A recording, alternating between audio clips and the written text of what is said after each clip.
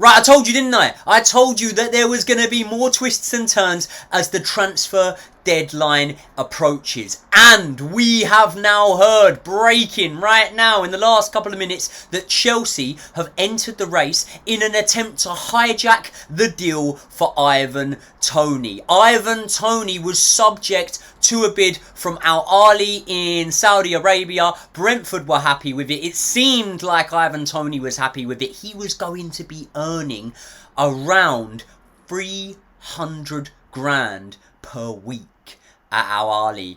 But it now looks like Chelsea, who have apparently been focusing on Victor Osimhen and getting this Victor Osimhen deal over the line, it looks like we have now turned our attentions to Ivan Toney. Now, this deal, for me, and I'm very, very interested straight off the back to hear what you guys think and what you make of it, but this deal, for me, does make a lot of sense, and I'm going to speak in this video about why this deal would make a lot of sense. But people, before we get into all that, welcome back to the Joey Knight podcast. If you are new around here, if you like the content and you want to see more from myself, please hit the subscribe button right now, smash the like button on this video, and let's get into it. Right, I have long since been an admirer of Ivan Toney. I've always thought he was a really good player. Much like Cole Palmer, he gets dubbed a pen merchant, and actually when you look at his non-penalty goals, there is a lot of weight to that argument. However, I do like to go on the eye test, and on the eye, I think Ivan Toney is a good player. Most importantly here, not only do I think he's clinical, and not only am I going to give you some stats that will show that he is clinical, Ivan Toney has very, very good link-up play. And when you look at the players that he's been playing with at Brentford, in comparison to the level of quality and the level of service that he will have at Chelsea Football Club, I do believe that if we were to bring Ivan Toney through the door, you would see that shot accuracy percentage and the clinicalness of his finishing go through the roof once again. Now, last season he did have somewhat of a disappointing season, didn't he, at Brentford? He only came back halfway through the season. I believe that he only scored about 4 goals for Brentford last season. I think it was 4 goals. None of them, surprisingly, were actually penalties. And a little fact for you here, Nicholas Jackson, who at the moment is our recognised first choice number 9, actually scored more non-penalty goals last season than Ivan Toney did in the 22-23 season, which to date is his most impressive. So with that being said, why would I be in favour of an Ivan Toney deal? And there's a few reasons why I would be in favour of it. First off, and straight off the back, Ivan Toney is Premier League proven. He is England proven, you know. He has played at all levels in English football. He's scored at all levels and he has delivered. Also, Ivan Toney does have, in my opinion, somewhat of an aura around him that I like to associate with Chelsea strikers. And there's a very distinct difference between going out and signing a Victor Osimhen and going out and signing an Ivan Toney. Because if you go out and sign an Ivan Toney, it's not necessarily an indication that he's going to have to start every match. He's also not going to ruffle any feathers, I would say, in the dressing room when it comes to the fact that if you were to sign a Victor Osimhen and you were to put him on his wage demands that would probably be around the same as we're paying Raheem Sterling, who we're trying to unload, around that 300 grand a week mark, and Victor Osimhen wasn't performing, then other players in the dressing room, let's say for example like a Nicholas Jackson who's on 60 grand a week, might be looking at it and thinking, hold on, and that could create for a bad atmosphere. Whereas if Ivan Toney was to come in, we know straight away, right, and this might shock a lot of people, Ivan Toney, according to reports, is earning around 20 grand a week at Brentford. How's he living? How's he living, honestly? No wonder he spends all day on these betting sites, mate. He's got to claw some of that money back where he's being underpaid. No, I'm only joking. But what I would say is, realistically, even if we were to quadruple, is that times 4? Yeah, if we were to quadruple his wage and we were to put him on 80 grand, he would still be on 20 grand less per week than Mark Yu, who would then be third choice striker probably if Ivan Toney was to come on. He'd be on 20 grand less per week than Mykhailo Mudryk, 20 grand less per week than Kane Chukwuemeka. So I think that wage structure wise, the deal would make sense. Also, he has 1 year left on his Brentford contract, meaning if Brentford don't cash in for him right now, they will get no money for him. And for that reason, I think that somewhere around the £40 million mark. Now, at the time of recording this, by the way, we have not heard of a fee because I don't think a bid has been made official by Chelsea Football Club, but all indications are pointing in the direction that Chelsea will be moving for him. Let's say, for example, it was 40 million plus add-ons. I do think that represents very, very good value for money with Ivan Toney. Now, if you look at his numbers, right, compared to Nicholas Jackson, and by the way, one thing I will say is I do not at all suggest that because I'm saying that Ivan Toney would probably be a better option as a number 9, that is not me suggesting that Ivan Toney is a better all-round player than Nicholas Jackson, because I think there's a lot of areas and departments that Nicholas Jackson excels Ivan Toney in. But when you look per 90 minutes, right, and this is the annoying thing, I'm using a website here where I can only actually pull up the statistics from last season. So I'm doing it per 90 because obviously he played a lot less games than Nicholas Jackson. But everyone knows that last season Brentford didn't hit the same sort of form they did in their first Premier League season. And Ivan Toney did struggle a little bit after coming back from such a long layoff. But per 90 minutes, more shots than Nicholas Jackson. The same amount of shots on target. He also excelled Nicholas Jackson when it came to forward passes per 90 minutes, which is an important thing when you think about link-up players and the wingers bombing on and overlapping him. Ball recoveries, which is also a very, very important attribute of this Chelsea side. When we're pressing from the front, Ivan Toney excelled Nicholas Jackson than that. This is a real key thing here. Offsides.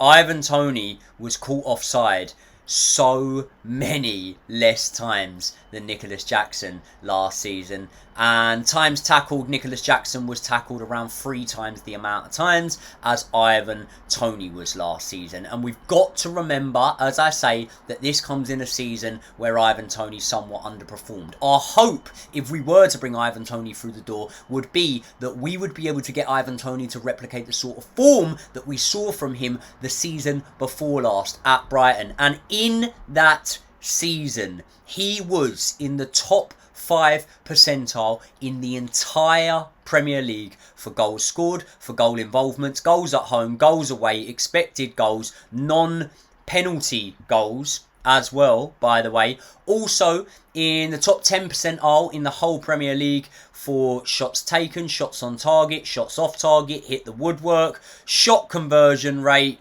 and he was in around the top 20 percentile for shot accuracy. So I would definitely say that if you brought Ivan Toney into Chelsea Football Club and you surrounded him with the class and the quality that we have, I do think that he would absolutely cook in this Chelsea side and that he would score a lot of goals. And as I say, Nicholas Jackson is the player we compare him to so often, but I thought Nicholas Jackson had a really good game against Wolves, you know. And what did you see from Nicholas Jackson against Wolves?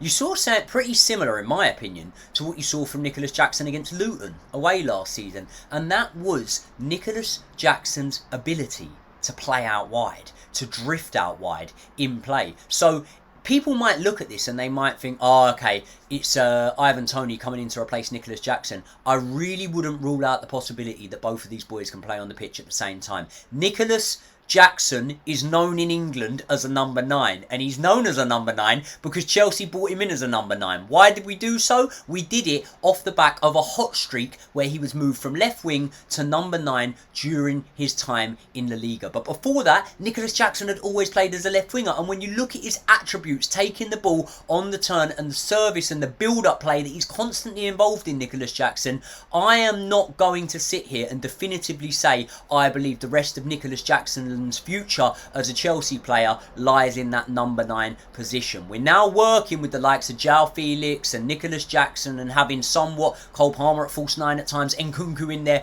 having somewhat of an interchangeable front line. And although all these players can do it, I do think that every good side should have one player that specifically does that one role, and that is what Ivan Toney would be. If he was bought in for 40 odd million, even up to 50 million, right, there's a possibility we pay less up front for him than we did for Kiernan Dewsbury Hall, okay? Then he would definitely be on less wages than half of the team, and that means no matter what aura I speak about Ivan Toney having, he wouldn't actually be a record signing, anything like that, and therefore we would have the ability and we would have the leverage almost to be able to play about with him a little bit, to see, okay, right, certain games you're going to come in there, you might not start every game, maybe he comes in, maybe he hits the ground running, starts scoring goals and becomes indispensable to this Chelsea side. And there's a very key thing to remember here, and it's that just because we're coming off the back of a real great win against Wolves that gave a really good feeling to the whole fan base,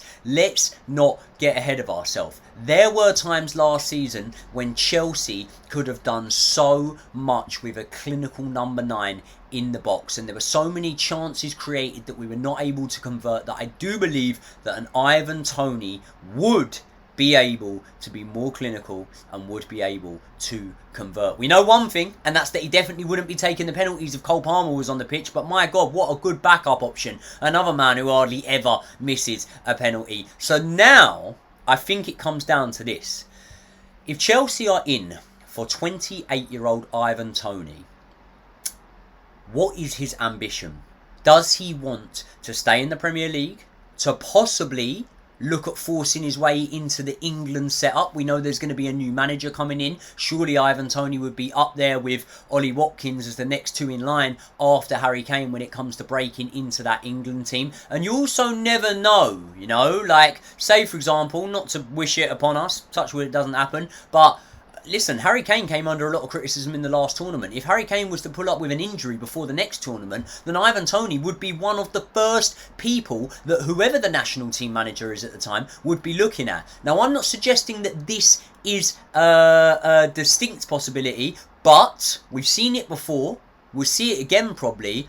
If players that go over to the Saudi Pro League are playing their football over there and it's deemed to be a lesser level, will he be in contention as opposed to maybe an Ollie Watkins or someone like that that's playing in the Premier League?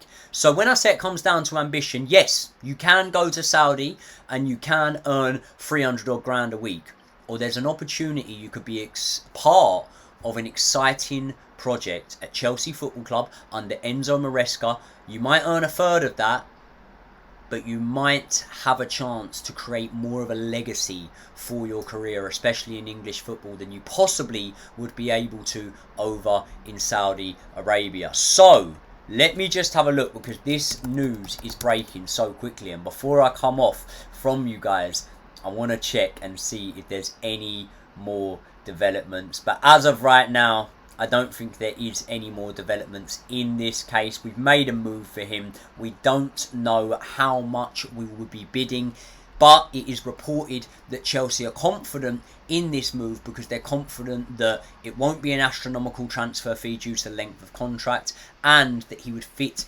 into the wage structure. So you lot tell me now, because yesterday I made a video and I spoke about the fact that we potentially go and get Victor Osimhen through the door. But the problem with the Victor Osimhen deal is he doesn't seem all that keen on Chelsea at the moment, does he, right? And if we could potentially get an Ivan Toney in the door, I don't know. Maybe it would be better for us. Maybe it would be better for the harmony of the dressing room. Obviously, he knows a lot of the players now from international duty. You would imagine that he'd find it easier to gel in and to come straight into this Chelsea side. He will fit into the wage structure, like I said. I really do think that we're taking less risks with this deal, and it could be a better deal. And when you look at the fact that we're going to have Romelu Lukaku out the door, we're now going to have Kepa Arrizabalaga leaving on loan to Bournemouth for the season, and that one, if it goes well for them, if he keeps them in the Premier League, you would imagine will come with a sale after he's now renewed his contract, which means we will get some form of money from him, or we should get some form of money from him. We've got high profile players going out the door. So I was speaking about the fact that we would have to move on Ben Chilwell and Raheem Sterling to be able to raise a fee to be able to get a Victor Osimhen. We could just sign Ivan Toney right now, probably, in my opinion, without even raising a fee. We could still get them boys out the door, and I think that it may well end up being good business all round. So people, you let me know what you think. would you get Ivan Toney in instead of a Victor Osimhen? I think at the moment I would lean towards the Ivan Toney deal happening because I think it's an easier one. I think he is fit for purpose. Do I think he's a better number 9 than Victor Osimhen, who, you know, is 3 years younger than Ivan Toney? Maybe not. Maybe not. But when we look at number 9s, I don't think this is a blockbuster number 9 signing, but I think it's a number 9 signing that makes a lot of sense and could work. And when you look back at our blockbuster number 9 signings, which Victor Osimhen definitely would be, how many of them came good? Because I'll tell you one thing, you lot might not remember this, you know. Drogba wasn't really a blockbuster signing, you know. He ended up being one of the greatest number 9s to ever grace the Premier League, but he wasn't regarded at the time as a blockbuster signing. I'll tell you who was, Hernan Crespo, flopped. I'll tell you who was, Andrei Shevchenko, flopped. I'll tell you who was, Morata, flopped. I'll tell you who was, Lukaku, flopped. You don't need me to go on, mate. You don't need me to go on, do you? Diego Costa is a very good one. Jimmy Floyd Hasselbank. But let's see. Let's wait and see. I'm really interested to hear your lot's thoughts. This video could age like milk, by the way, because one of the deals I made to myself, or the promises I should say, is that when I got this camera and I got the home set up, I'd get stuff out as quick as possible. That's what I'm trying to do. So I'm going to get it out and get it up for you guys, and I want to hear your thoughts. If you haven't already, like the video, smash subscribe on the channel. I'll see you all in the next one.